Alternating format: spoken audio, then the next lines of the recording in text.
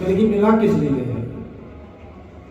इस शरीर की महिमा बताइए, इस शरीर से काम में क्या करना है, किस लिए मिली है शरीर हमें? कहा कि शरीर माध्यम खत धर्म साध्यम, धर्म के लिए जो है शरीर होना बहुत जरूरी है। और वो शरीर कौन सा? मानव का शरीर। कहा मुखम पवित्रम यदि राम नाम। अगर ये मुख मिला है तो ये खान पान के लिए नहीं मिला, सुंदर सुंदर पदार्थ बनाए खाना, ये इस शोभा नहीं इस मुख की। कहा कि भगवान के सुंदर सुंदर गुणानुवाद करने की विशेषता है, तब शोभा बढ़ेगी इस मुख की। जब इस मुख में प्रभु का नाम होगा, हरि का चिंतन होगा, किसी के लिए अच्छी दुआएं होगी, किसी के लिए आशीर्वाद होगी, किसी के लिए प्रार्थना होगी, तब इस मुख की महिमा है।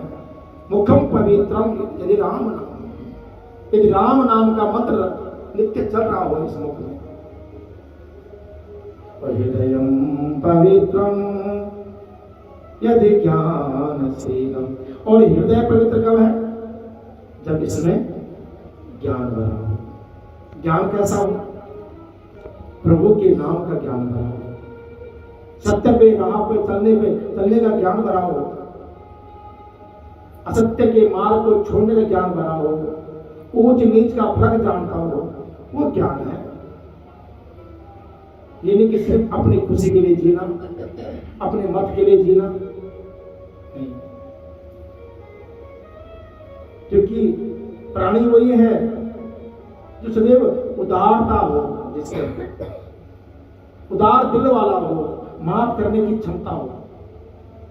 लेकिन गुनाह करने वाले हजारों बैठे हैं, लेकिन उस गुनाह को माफ करने वाले कोई बेला होता है। और उधर ठाकुर जी हैं कि सच्चे भाव से, प्रेम के साथ, श्रद्धा के साथ, समर्पण के साथ अगर आप कभी दिल से उनसे माफी मांग के देखिए तो आपके गुनाह को भी माफ कर देंगे। लेकिन हम उनको छुपाने की कोशिश करते हैं, कभी प्रायश्चित नहीं करते उसका। प्रायश्चित करके देखिए एक बार।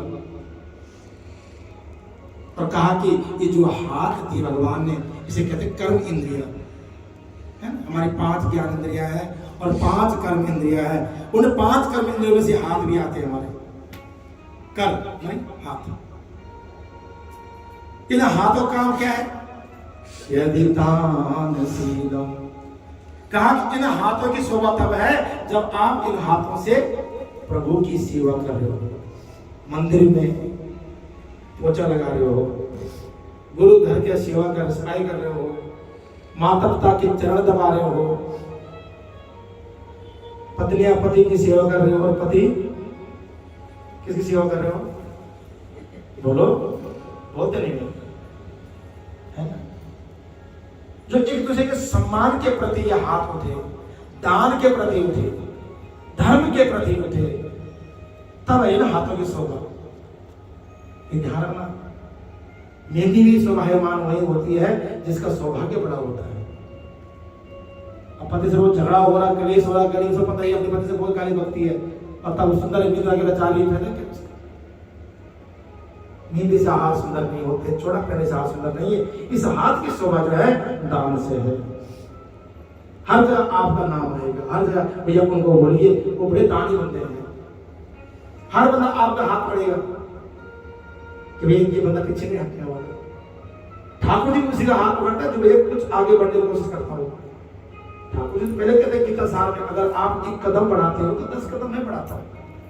दान के लिए, सेवा के लिए हर किसी के पास धन नहीं है, हर किसी के पास धन नहीं है, और हर किसी का मन नहीं है। तो जिसके पास धन है लेकिन मन नहीं है तो क्या करोगे फिर? इसलिए ठाकुर ने कहा है कि धन है तो धन के द्वारा बहुत सेवा करेंगे। किसी का धन नहीं है, तन है तो तन के द्वारा सेवा करो। और जहां पर तन में नहीं है, धन नहीं है, तो वहां पर आस लगा के बैठ जाओ और भगवान की सेवा करो, मन लगाओ। अब जब जगह से उठ ही ना पाए बंदा तो बैठे बैठे ध्यान तो कर सकता है, वहां पर भी कैमरा बैठ जाओ, बहू रानी किचन में क्या कर रही है, बाहर की में क्या हो रहा है। कई लोग घर के लोग में 10 पारे काम लगे हुए हैं सारे, अब पूरी निगरानी रखी हुई दिन भर। तो वही माला है, कभी एक कैमरा ओपन किया, कभी दूसरा कैमरा ओपन किया, है ना, राम राम 1, राम राम 2, राम राम 3, राम राम 4, है ना, सही बात, एक माला है। जाते बड़े बड़े घरों में इतनी बड़ी बड़ी एलईडी लगी होती है, शीशा लगा हुआ है, और वहां ठाकुर कोई भजन करता कुछ नहीं है, लेकिन कैमरा इतने लगे हुए हैं कि ना पूछो। इसलिए इस शरीर का प्रयोग करना बहुत जरूरी है। और पादम पवित्रम यदि तीर्थ गमन, और इन पैरों की शोभा जितनी पायल पहनने से है, सुंदर सुंदर जो है क्या लगाते हैं पैरों पे, आलता। शादी वालों ने लगाए नहीं, कल आज लगाएंगे पे ना, नहीं आज लगाएंगे पक्का। हमारे ठाकुर जी लगाते हैं, नहीं लगाते बोल दो, नाम नहीं लगाया, श्री जी लगाती है। तो आज जो है प्राचीन परंपरा है हमारी, ये नहीं कि अब हम भूल चुके हैं, ये ध्यान रखना। आज हम भूल चुके हैं कि हम थोड़ा मॉडल में आ गए हैं, लेकिन अलता जो है ये सनातन का नहीं है, ये वैदिक पद्धति है, वैदिक पद्धति से आया हुआ अलता का निवास। तो पैरों में, पैरों की एड़ियों में कभी देखना आप, लक्ष्मी जी के पैर देख लीजिए, माँ श्री जी के पैर देख लीजिए, किसी के पैर देख लो आप।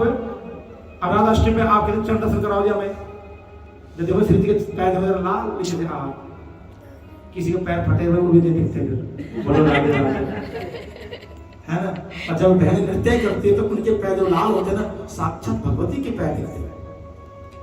तो समझो इस चीज को। अब हम गाड़ी लाते हैं, बेटी के पैर रखते हो लाल में, अथी लगाते गाड़ी में, क्यों लगाते हो आप, रहने दो फिर ना, वो अलता तो था। घर में नई बहू आती है तो वो सिंदूर घोल करके, सिंदूर नहीं वो अलता घोलते हैं, ये ध्यान रखना। आगा सिंदूर भी ऐसी याद रखनी याद है ना, वो अलता लगाते पैरों में, और उसे चिन्ह डालते, वो लक्ष्मी के चिन्ह होते हैं। तो अलता आज का रिवाज नहीं है, ये हमारा प्राचीन कल्चर है, और जिसको आज भी उत्तर प्रदेश की ये देवियां फॉलो कर रही है। हम बोले ना ऐसी है तो, लेकिन नहीं, ये ध्यान रखना, ये अपने धर्म से विमुख नहीं हुई है। हम लोग हो चुके हैं, हम थोड़ा सा मॉडल में आ गए, थोड़ा फैशन में आ गए, इसलिए माँ भगवती के पद चिन्ह लाने के भी दोनों को लगाते हैं, तो सुंदर लाल लाल चिन्ह होने चाहिए। कुछ अलग तो होना। अब रोज की शादी में, की शादी में और ठाकुर शादी में कुछ क्या अलग हुआ, अब पगड़ी सब में बनती है, श्रृंगार सब में होता है, लेकिन हमारे ठाकुर जी विवाह में अगर अलता लगा किसी पैरों में तो फिर मजा नहीं आएगा। एक मोड़ चाहिए ना कि हाँ भाई तुलसी ब्याह से आ रहे हैं, बोलो राधे राधे। तो आज लाडो अलता लाडो 2-4 डब्बे सबके पैरों में, खास करके एरिया में जोड़ी लगाना थोड़ा सगंध रूप में, है ना, बड़े बांके बिहारी लाल की। तो कहने का भाव ये कि इन शरीर का जो काम है, पैर वही पवित्र है, वही शुद्ध है। कहा कि जिन पैरों से चल करके हम क्या करें, तीर्थ गमनम, तीर्थ यात्रा करें। सुबह चल करके घर से ठाकुर जी के मंदिर आ रहे हैं, ठाकुर जी मंदिर में हाथों से सेवा कर रहे हैं, सेवा करने के बाद वहां पर सुंदर भाव गा रहे हैं, सुंदर भजन कर रहे हैं, तो ये क्या हो गया, शरीर हमारा कृतार्थ हो गया, धन्य हो गया। इसलिए कुछ नियम बताए इस शरीर के लिए। तो इस शरीर से सदैव परोपकार की भावना रखें जीवन में। अगर परोपकार नहीं किया तो कुछ नहीं किया। संत कहते हैं, भाव ऐसे हो कि रहना नहीं संसार में, 2 दिन जिया तो क्या जिया, रहना नहीं संसार में, 2 दिन जिया तो, बोलो 2 दिन जिया तो क्या किया, 2 दिन जिया तो क्या किया, रहना नहीं संसार में, 2 दिन जिया तो। देखो संसार को तो हमें जवाब देने की जरूरत नहीं है, हम क्या है सब पहचानते हैं, अगल बगल सब जानते हैं ये कैसा है, ये कैसा है, लेकिन उस ठाकुर से क्या कहेंगे, क्या किया हमने, क्या करके आया हूं? पड़ोसी से लड़ाई करके आए, या पति से लड़ाई करके आए, या पत्नी से लड़के आए? कुछ तो हो हमारे पास ना कि जो हम दिखा सके भाई हम ये करके आए हैं। जब तक आपके पास आईडी नहीं होगी, एंट्री नहीं मिलनी। और आईडी में आपकी सब कुछ रिपोर्ट पॉजिटिव हो जाएगी भैया। अगर आप आज फौरन जाते हो, हमारे आशु बहन जी साल में एक मार देते हैं, इधर गुप्ता जी बैठे साल में 6 महीना बाद 6 महीना इंडिया। लेकिन इनको पूछो आप, जब बाहर का वीजा लगना हो तब उससे पहले मेडिकल टेस्ट होते सारे, तो ओके होगा फिर आपको बाहर आ जाएगा। ऐसे ही हमारे कर्मों का भी मेडिकल टेस्ट होता पूरा, जहां सब कुछ ओके होगा राधे राधे वे निकल आगे, और जहां ओके नहीं वहीं फंस जाएगा। अरे वहां की छोड़ो, हमारे वैष्णो देवी माता में देखो आप, वहां एक गुफा है, भाव से नहीं जाओगे वहीं फंस जाओगे। अगर भाव सुंदर होंगे, पवित्र आत्मा होगी, निकल जाएगी। दूसरा आ जाओ भगवान नारायण के धाम में, बद्रीनाथ में। बद्रीनाथ से आगे 8 किलोमीटर जो वसुधारा है, शत्रुपंथ की यात्रा है, ऐसे धारा बहते हो, यहाँ से रास्ता निकलता है। लेकिन जो पवित्र पुण्य आत्मा होती है ऐसे उड़ती हो वर्षा, और उस पुण्य आत्मा में गिरती है। लेकिन जो पुण्य आत्मा नहीं होगी, जो पाप कर्म से या सही भाव से नहीं जाता होगा, कभी जल आता ही नहीं उसके ऊपर। हमने आंखों से देखा हुई चीज, प्रैक्टिकल देखा हुआ है, प्रत्यक्ष प्रमाण है। शिवखोड़ी में भी शिवखोड़ी बहुत तो क्या चाहिए हमारे? गया गया तो काशी गया, मथुरा गया तो क्या किया। गया गया तो काशी गया, मथुरा गया तो ओ मन का कपट तो गया नहीं, तीरथ गया तो क्या किया। मन का कपट तो गया नहीं, तीरथ गया तो क्या किया। रहना नहीं संसार में, 2 दिन दिया तो क्या किया। रहना नहीं संसार में,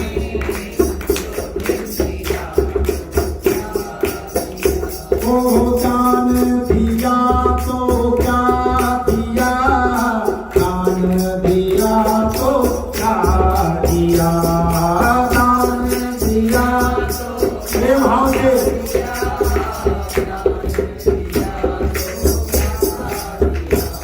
ओ दान दिया तो क्या दिया, दान दिया तो क्या किया। दान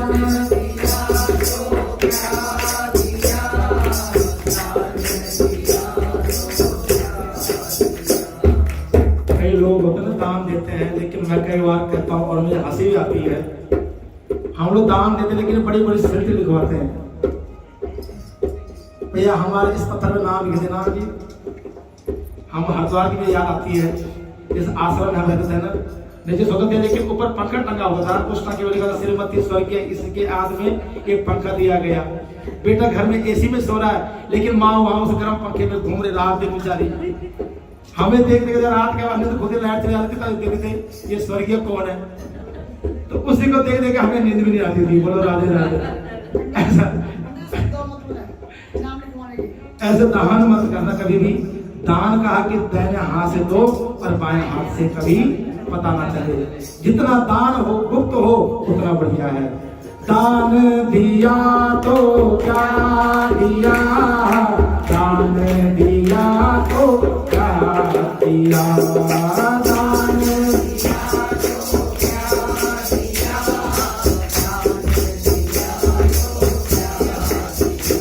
और से भिखारी भूखा गया, दान दिया तो क्या दिया। घर से भिखारी भूखा गया, दान दिया तो क्या दिया। रहना नहीं संसार में, 2 दिन दिया तो क्या दिया। रहना नहीं संसार में, 2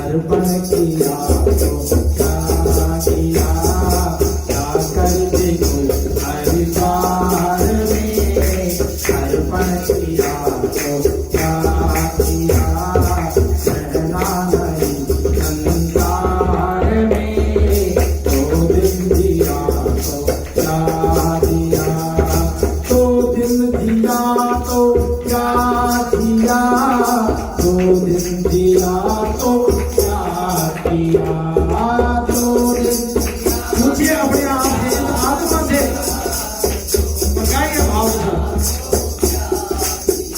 ओ 2 दिन दिया तो क्या दिया, 2 दिन दिया तो क्या किया, 2 दिन दिया तो क्या दिया, 2 दिन दिया तो क्या किया, रहना नहीं संसार में, 2 दिन दिया तो क्या दिया, रहना नहीं संसार में, 2 दिन दिया तो क्या दिया।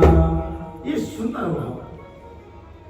हमेशा अपनी आत्मा से पूछना चाहिए कि मैंने किया क्या है और क्या करना चाहिए मुझे। जब कोई जवाब ना मिले ना तो सत्संग में आ जाओ, हरि कथा में आ जाओ, अपना जवाब मिल जाएगा आपने करना क्या है। गुरु की शरण में आ जाओ, संत की शरण में आ जाओ। बस एक बार आ जा संत की शरण में, है? क्योंकि गुरु के द्वार पे आके आपकी सारी संसार हट जाएगी कि आखिर में हमारा कर्तव्य है क्या। तो यही भाव को रखते हुए कि जो भी हमने कार्तिक मास की कथा श्रवण की है, जो भी हमने स्नान किया है, दान किया है, जप किया है, तप किया है, साधना की है, ठाकुर जी प्रार्थना हमें फल देना ना देना तेरी इच्छा नहीं मांगते हम,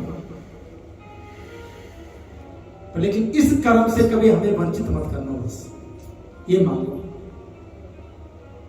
अगर मांग लिया ना तो ये व्यापार है हमारा कि दुकानदार को 10 रुपए दिए और 10 का सामान दिया और रात रात हो गया। मांगना है प्रभु से तो प्रभु को मांगिए, प्रभु की भक्ति मांगिए बस। अब संत वैष्णव समाज जो हरि नाम संकीर्तन करते हैं, कथा करते हैं, सत्संग करते हैं, या कुछ मांगते क्या? वो निरंतर अपना कर्म कर रहे हैं बस। कि कर्म प्रदाना ईश्वर चिरागा, जो जस करहि सो तस फल जागा। इसलिए कर्म की विशेषता कर्म करते रहो। बात ठाकुर जी ने कृपा करी देनी है, कहाँ करनी, कैसे करनी, कब करनी है, ये हमें नहीं पता, और इसको बताने में भी ब्रह्मा जी भी असमर्थ हैं। तो इसलिए हम अब तक जो कथा सुनी है, कल हमने विराम दिया था कि पीपल और बट वृक्ष है ना। यहाँ पर ऋषियों ने प्रश्न किया था सोजी सिंह महाराज कि आपने कहा कि पीपल को रविवार के दिन, आदित्यवार कहते हैं इसको, इस दिन नहीं छूना चाहिए और दिन इसकी पूजा करनी चाहिए। 7 दिन होते हैं, 7 दिनों में 6 दिन इसकी पूजा होगी और 1 दिन नहीं होगी। महाराज क्यों नहीं होगी और बड़ा पाप लगेगा छूने से, क्या उसकी विशेषता है? इधर सूत सिंह कहते हैं महाराज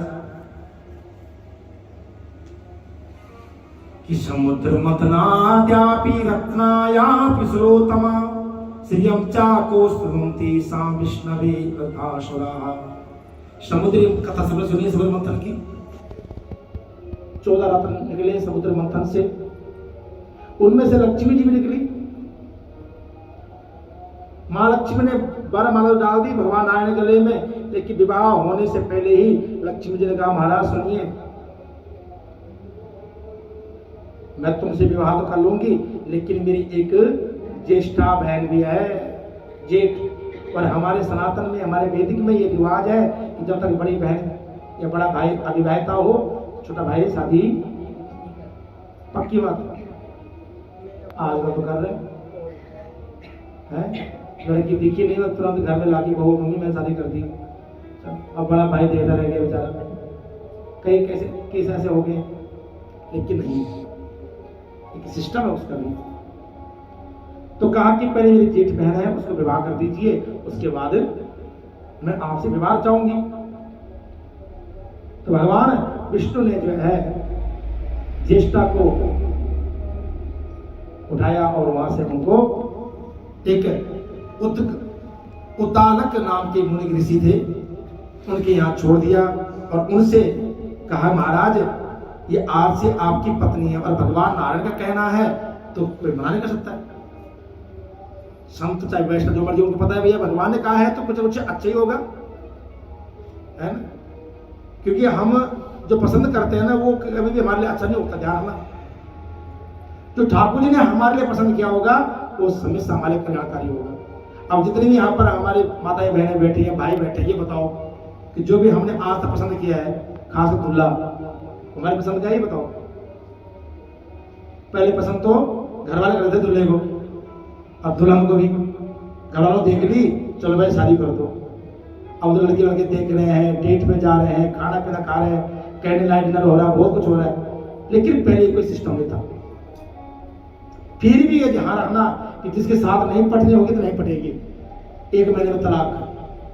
लेकिन जहां ठाकुर जी ने हमारी नियुक्त किया होगा वो चाहे झगड़ेंगे, चाहे लड़ेंगे, चाहे काट मार होगी, रहेंगे साथ भर जिंदगी भर, वो जोड़ी अजर अमर हो जाती है। तो चाहे वो जोड़ी मैच कर रही हो ना कर रही हो, कोई छोटा बड़ा, कोई काला, कोई गोरा, कोई कैसा, लेकिन ठाकुर जी फिर भी चलाएंगे। जहां नहीं चलाने वहां दोनों का एजुकेशन बराबर हो, पार्टी दोनों बराबर हो, घर बार दोनों बराबर हो, हाइट में दोनों बराबर हो, सब कुछ बढ़िया हो, पढ़े लिखे बराबर, लेकिन नहीं बनेगी। क्योंकि जहां दोनों बराबरी होगी वहां पर दोनों की बनेगी नहीं। ये पति पत्नी का बड़ा चीज है, देखने रखना। जहां दोनों की सोच बराबर होगी मतलब इन्हें निभ जाएगी। हमने बहुत देखा है, अप डाउन हो थोड़ा सा, तब जिंदगी चलती है पति पत्नी की। ध्यान में थोड़ा पत्नी छोटी हो तो अच्छी लगती है, जहां बराबर टक्कर के कोई भी नहीं है, कभी सिर मार दिया तो बोलो राधे राधे। सुबह कभी अजमा के देखना, मेरे साथ उम्र आप लोगों की, कभी हमारे बुजुर्ग जोर साहब बैठे, अपना तत्व देखना, कभी भी देखना। पत्नी हमें थोड़ा छोटी होती है, पति थोड़ा लंबी होते हैं, पति थोड़ा श्याम वर्ण के है, पत्नी गोर वर्ण की है। थोड़ा पति MA पास है तो पत्नी थोड़ा BA पास है। अब उल्टा हो रहा है, पत्नी पढ़ी लिखी MA BA BEd MWed, अब मुंडा 12वीं पास है, फैक्ट्री संभाल रहा है। अब शेरनी तो बनेगी घर में, स्वाभाविक बनेगी। पहले लोग लड़की को कम पढ़ाते थे, लड़के ज्यादा पढ़ते थे, अब लड़के कम पढ़ रहे हैं। वो पता है बाप की प्रॉपर्टी है, आराम से खाना, घर का बिजनेस है, क्या करना ज्यादा पढ़ के, खाना ऑर्डर तो माने कुर्सी बैठ कर। बड़े बड़े अमीरों के बच्चे मैंने देखा है, बिजनेसमैन के बहुत कम पढ़ते हैं, बहुत कम। अब बेटियां बहुत पढ़ रही है, और जब शादी होती है तब होती एक मालकिन और एक नौकरी से होता। आज सब्जी ले आना मंडी से आते समय, ठीक है मेरी माता जी मैं जाऊंगा, खाना दही रोटी क्या करें, आज ये कर दियो कल वो कर दियो, चलो आज शॉपिंग कराने के लिए। बहुत फर्क पड़ गया है जनरेशन का। इसलिए पहले एक सिस्टम था, हमारे ऋषियों ने ऐसा नहीं अपना पूरा जीवन लगा दिया इस गृहस्थी को चलाने के लिए, और संभाला, गृहस्थी चलाई है, लेकिन उससे बहुत कुछ लिखा भी है कि कहां पर कैसे कब करना चाहिए, हमें क्या करना चाहिए। तो आज भगवान नारायण ने जो है उत्तालक ऋषि के मुनि घर में जो है ज्येष्ठा को छोड़ दिया, और वहां अब ज्येष्ठा कैसी है दिखने में, स्थूला श्याम सुभद्रष्णा जरठी विव्रति तनुम पिततार तनयाम रुक्षिका त्रिशिरोरुहाम। स्थूल मुख है, मृजा मुख है, दांत कैसे हैं, बड़े बड़े और सफेद रंग के दांत एकदम, है ना। दांत क्यों तरह के होते हैं, कोई सुहाने होते हैं, कोई हंसता तो कौन कभी हंसता रहे, किसी की स्माइल इतनी सुंदर होती है, किसी के दांत अजीब टेढ़े मेढ़े ऊपर नीचे, व्हाइट तो वो भी होते हैं, और किसी के बड़े सुंदर पीले पीले दांत होते हैं, किसी के तो काले ही होते हैं। बोलो राधे राधे। दांतों की अपनी शोभा है, चेहरे का बुखार कभी शोभा बढ़ा दांत बढ़ाती है। शरीर कैसा है, जीर्ण शरीर है। और वस्त्र कैसे पहने जेठा ने? कहा कि फटे पुराने वस्त्र पहने हुए हैं, मैला शरीर है, नाखून बड़े बड़े हैं और एक रूखापन है शरीर पे। अब ध्यान रखना, रूखापन घर की लक्ष्मी के स्वभाव में, वस्त्र में, पहनाव में, खान पान में रूखापन कभी नहीं चाहिए। ध्यान रखना, ये अलक्ष्मी का वास होता है। कोशिश करें घर में सदैव सुंदर वस्त्र, साफ वस्त्र। चलो सुंदर ज्यादा नहीं बोलूंगा कि 24 घंटा श्रृंगार करके रहना ही मुश्किल है ना? तो श्रृंगार पहले नियम लागू अपने घर पे करो, फिर बताना हमें। लेकिन साफ वस्त्र हो, थोड़ा बहुत श्रृंगार जरूर हो। ये नहीं कि बाहर तो भाई साहब 10 साल करा दे बढ़िया सब मेकअप, और घर में जो बिल्कुल एकदम काम वाली बाई सुंदर दिख रही है और हमारे घर वाले जो है, ये ना हो। क्योंकि हम कई बार चाहते हैं घर में लोग बिल्कुल एकदम अजीब से वस्त्र में बैठे हुए नहीं, क्योंकि आप घर की लक्ष्मी, और लक्ष्मी थोड़ा सज धज के अच्छी बात है। भैया वॉशरूम से निकलते तुरंत कंघी मार दीजिए सब बालों पे, थोड़ा सा मांग भर दीजिए, हल्का सा माथे पे लगा दीजिए, थोड़ा लाल में लगा दीजिए, थोड़ा श्रृंगार अपना जो भी हल्का फुल्का करके रखिए। एक सुहागन की पहचान होगी, घर की बहू है, घर की मालकिन है, घर की लक्ष्मी है, घर की बेटी है, पता लगे कम से कम, पता लगता किसी का। और आप एक काम वाली भाई देखो, आती बढ़िया से नाखून पोंछ लगा के, लिपस्टिक, बाल, गजरा गुजरा के है फर्स्ट क्लास। होती नहीं होती? सच बोलो, झूठ बोल रहा हूं मैं? किसी भी। और हम घर की मालकिन मानो का वजह से बैठे हुए हैं, फिर बिना नहाए धोए बेड पे ही टीवी लगा के देख बैठे, खाना शुरू कर दिया, ब्रुश नहीं किया ढंग से। ऐसा काम नहीं करना। साक्षात हम घर में लक्ष्मी भी है और दरिद्र भी। भगवान की कथा जो है ना, ये हमारे लिए बनाई है। हम ही लक्ष्मी और हम ही कुल लक्ष्मी है। हमें सिद्ध करना कि हम लक्ष्मी, कुल लक्ष्मी घर की। स्वभाव से भी गुण झलकते हैं, स्वभाव से भी देखने वाले की प्रवृत्ति हो जाती है। अब मानव पति कहीं बाहर जाए, एकदम स्वाभाविक एक बेटे का समझो, वो गुस्से में आज, लेकिन आप उस दिन घर में सज के बैठी हैं या कुछ कहीं से ऐसा दस के वो देखे, बात देवी जी आप कहीं से आ रही हो, गुस्सा भूल गया क्या काम था उसका, बड़ा श्रृंगार कर रखा है, तो ऐसे खुश हो जाएगा, चले यार घर की देवी खुश है। लेकिन आपने बाल गिराए हुए एकदम फैला करके, जैसे आजकल देवियां होती है, खुले बालों की तरफ गंदा फैला चल पड़ा ना पूछो। लेकिन इतना निषेध है खुले बालों का, ये लाडू कई बार खुले बाल घूमती है 24 घंटे, जो मैं कई बार टोक चुका हूँ, पूछ लो। मैं सामने बोलता, मेरी आदत है सामने बोलना, अपना वो जो करवा बोले। खुले बालों का बिल्कुल ट्रेंड नहीं, शास्त्रों में बिल्कुल निषेध है, खासकर पूजा पाठों में, धार्मिक स्थानों पर बिल्कुल नहीं। हमारे कोई माँ देख लीजिए, गोरा माँ देख लीजिए, सीता माँ देख लीजिए, राधा देख लीजिए, किसी के बाल खुले तो बता दो। सिर्फ काली माँ के बाल खुले हैं, जो कि विराट रूप धारण किया था माँ ने, तब हमने क्या सीखते हैं संस्कार से? कुछ नहीं सीखा हमने। अगर हमने कुछ खाली दिखावा करना तो करो, लेकिन एक मर्यादित वस्त्र, एक मर्यादित पहनाव, एक मर्यादित में रहना बहुत जरूरी है हमारी माता बहनों का। हम किसी में उंगली उठाएंगे, उससे पहले हमें खुश करना होगा। हम लोग कहते हैं नजरिया गलत है, नजरिया गलत तब होता है जब आप खुद गलत हो। पहले अगर यहाँ पानी नहीं होगा तो कोई प्यासा नहीं आएगा, यहाँ अगर पानी है तभी प्यासा आएगा। हम खुद सुंदर बन के रहें, स्वभाव सुंदर हो तो देखने वाले की निगाह भी सुंदर होगी। इसलिए तो कुलक्ष्मी और अलक्ष्मी हमें दोनों ही हैं। अब हमें प्रूव करना कि हम लक्ष्मी हैं या, तो आज के बाद ध्यान रखें और अपने 7-10 बहनों को भी बताइए कि घर में सदैव थोड़ा सही ढंग से रहिए। कि घर एक मंदिर है और मंदिर में एक लक्ष्मी विराजती है, नारायण जी विराजते हैं। आपके पति नारायण है और आप लक्ष्मी हैं। तो भगवान ऋषि जी है अपने आश्रम ले गए। आश्रम में जब घंटी बजी, शंख बजे, ध्वनि बजी, वेद पाठ हुआ, तो आज ज्येष्ठा के दिमाग खराब हो गया, हिल गया दिमाग में, या चीखें मार लगे, रोने लग गई,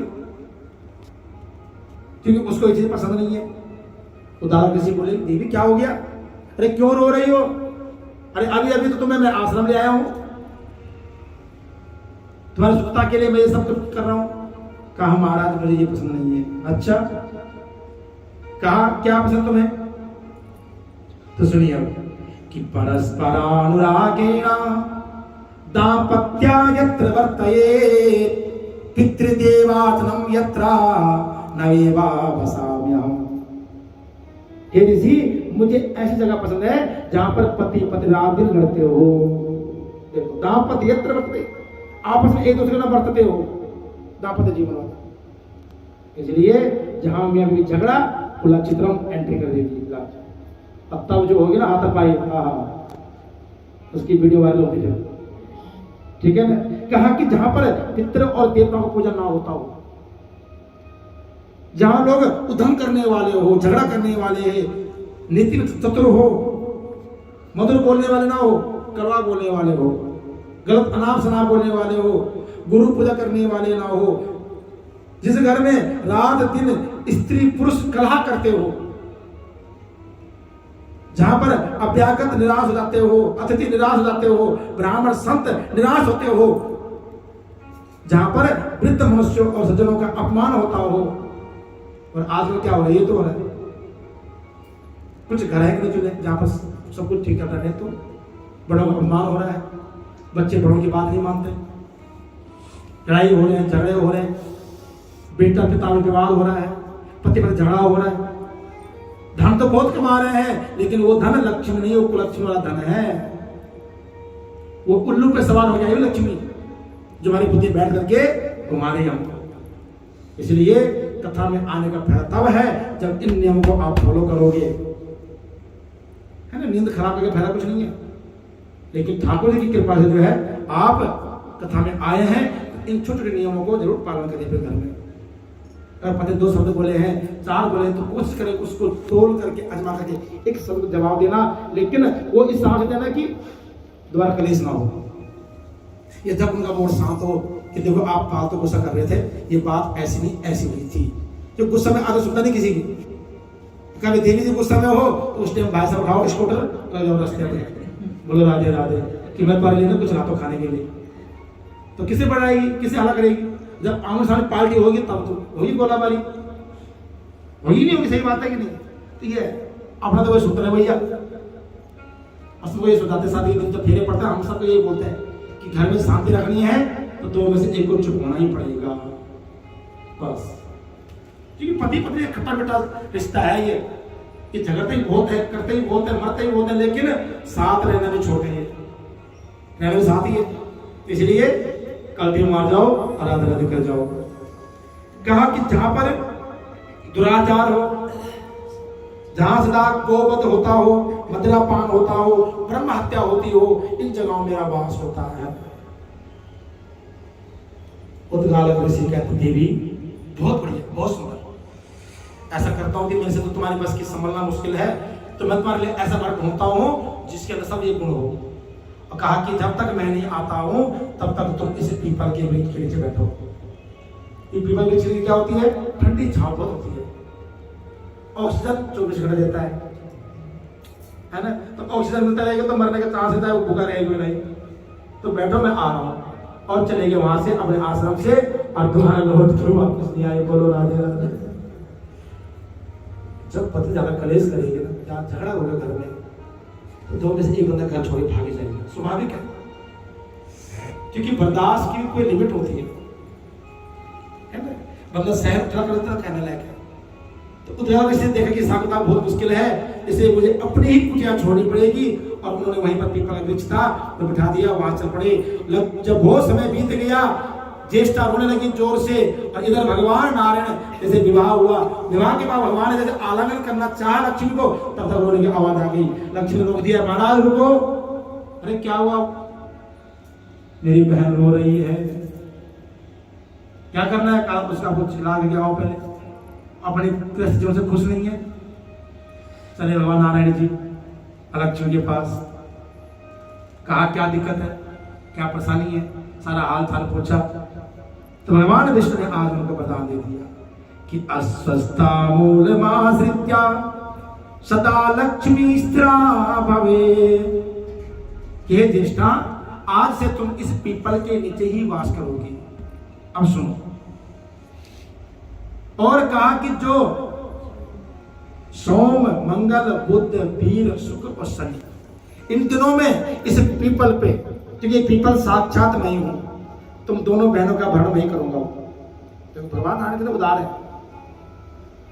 लेकिन इन 7 दिन जो पूजा करेगा वहां तुम्हारी छोटी बहन जाएगी, और जो 8वें दिन 7वें दिन 6 दिन जो पूजा करेगी तुम्हारी बहन वहां जाएगी। लेकिन जो 7वें दिन रविवार के दिन इस पीपल की पूजन करेगा, उसके घर तुम चले जाना।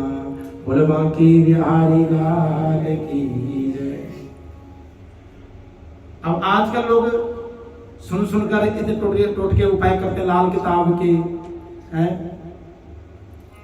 हमारे कथा वाचक में कई हैं जो बड़े बड़े टोटके बता रहे हैं आजकल, ये कर दो जी, वो कर दो, वो कर दो। भगवान की कथा आपका उद्धार करना सिखाती है, व्यापार करना नहीं, चमत्कार करना नहीं। चमत्कार तुम्हारे ठाकुर जी पहले ही है वो, है ना। तो जो लोग इन चक्कर में पड़े हुए टोटके चक्कर में, ये कर दो जी, वो कर दो, वो कर दो, ये हो जाएगा, ये हो गया, इसके लिए कथा नहीं है। सीधी सी बात, कथा सुननी है तो उससे अपने जीवन को कृतार्थ कीजिए। इस आत्मा को धोई कथा से, वास्तविक काम करती है कथा। लेकिन टोटके को जानने हैं, जाओ ज्योतिष के पास, लाखता वालों के पास, ये करो। ये तो सिर्फ आज का जो नए नए सिस्टम बनाया ना, ये अपने दुकान चलाने के बनाया है ताकि हमारे थोड़ा बहुत ज्यादा बढ़े। ये कर दो जी, वो कर दो, वो कर दो, नहीं। अब शिव पुराण के अंदर इतने उपाय बताए गए हैं। हमारे व्यास जी, क्या नाम उनका मैं भूल गया, नदीम मिश्र, इतना उपाय बताते हैं। आप सब पढ़े लिखे हो, उस पर अनपढ़ नहीं है। मेरे पास पढ़ा था, पढ़ा हुआ है, प्राचीन तालपत्र वाला, पूरा शुरू से लास्ट तक पढ़ के देखना। हिंदी भी है, संस्कृत भी है, कहीं भी वो उपाय है नहीं जो बताते हैं। कुछ चीजें हैं, बेलपत्री का महत्व है, 1 पत्ते का, 2 पत्ते का, 5 पत्ते का महिमा है कि कितने बच्चे से भगवान की क्या पूजा होती है, बाद बाकी। लेकिन माध्यम बना रखा है हर चीज का। अब ये देखो ना, पति विसर्जन तो आज आ रहे हैं, लेकिन आज से 1000 साल पहले कथा गाते देखो तुम। राम भजन जितने विद्वान हैं, मुरारी बाबू, रमेश भाई ओझा, विश्वविख्यात जिनको कथा कहते हैं, ये तो अब हो रहे नए नए कथा 4-5 साल से। इनको सुनो आप जरा, कभी इनकी कथा में आपको कभी टोटके उपाय कभी दिखेंगे आपसे। कथा हमें तारना हार है, कथा तारना सिखाती है, इस संसार में उतरने सिखाती है। इसलिए निवेदन कि संडे के दिन कभी भी पीपल का पूजन, पीपल पे जल, पीपल का स्पर्श ना करें। जो लोग 41 दिन दीप जलाते हैं वो दूर से ही दीप जला के पीपल छुए बिना भी, आप जैसे पीपल वृक्ष है उसके कम से कम जो है दूर रख दीजिए। और एक चीज और निवेदन करना चाहूंगा, मैं हर बार करता हूं कि लोग दीप दान तो करते हैं लेकिन एकदम वृक्ष के नीचे करते हैं, चाहे वो तुलसी हो। अब परसों माँ के गोपाष्टमी पे, आंवलों पे कई बार वो आग लग रही है आंवले के बाहर, उस पर क्यों करना है? आरती करके दीप दूर रख दीजिए, 10 मीटर दूर रख दो, कोई दिक्कत नहीं है। भगवान की आरती का महत्व है। दीप दान मतलब क्या समझे आप, कि दीप मतलब आरती करनी भगवान की, उसके बाद हमने आरती यहाँ की और वहां बाहर रख दो, कोई दिक्कत नहीं। अब मंदिर में हम आरती तो भगवान की करते नहीं करते, उसको आरती उठा के बाहर रहते हैं, 5 जोत वाली, 10 जोत वाली, क्या ऐसे ही ध्यान रखना कि अपने घर की तुलसी किसी पे भी दीप जला करके उसके नीचे रखने का महत्व नहीं है, दूर रख दीजिए। चाहे अपने लोभी में रख दो, कोई दिक्कत नहीं है। बस ये कि उसके निमित्त जलाया, भगवान पता ही मेरे निमित्त क्यों जलाई इसने, पर आरती कर दी। कि भगवान को पीड़ा देना, उसको जलाना, उसको सेक देना, अपने आप को तर्क देना बराबर है। इसलिए और 6 दिन पीपल का पूजन जरूर कीजिए। भगवान लक्ष्मी नारायण सदैव आपके ऊपर अपनी कृपा बनाए रखे, स्वस्थ रहें, मस्त रहें और आपका जीवन मंगल में रहे। इन्हीं वचनों के साथ आज विराम करते हैं और कल की विशेष व्यवस्था